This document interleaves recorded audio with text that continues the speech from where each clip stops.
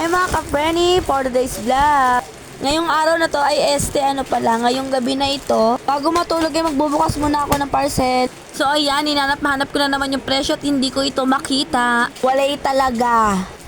Tara mga ka-Frenny, buksan na natin. Fast forward ko na nga ito kasi nga marami nga itong balot. Alam mo na, fragile kasi. Gigil na gigil pa talaga maggupit to. Una ko na nga kinuha yung free niya. May free pala siyang alcohol. O mga ka-Frenny, napaisip kayo kung ano yung in-order namin, no? Vitamins nga pala siya, ascorbic acid by BWC. Pang kids nga po pala yan. Siyempre kapag may pang kids, meron din tayong pang adult. Binilang ko na nga ito kung ilan yung laman niya. Bali, 6 po pala siya.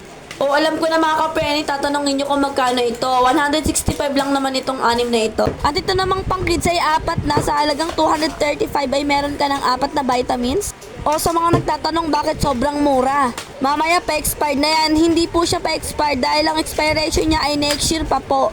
Mag-abang lamang kayo sa TikTok shop. Dahil naka-flash sale po ito nung nabili namin. Naka-buy one take one siya. Ang kinagandahan po kasi dito sa vitamins na to ay non-acidic po siya. Kaya ako po siya nagustuhan kasi po acidic po ako. Maka namin akala mo kasama ako bumili, no? So ayan, i-flex ko na sa inyo yung BWC na nabili ko. Thank you for watching mga ka-Frenny. Babo!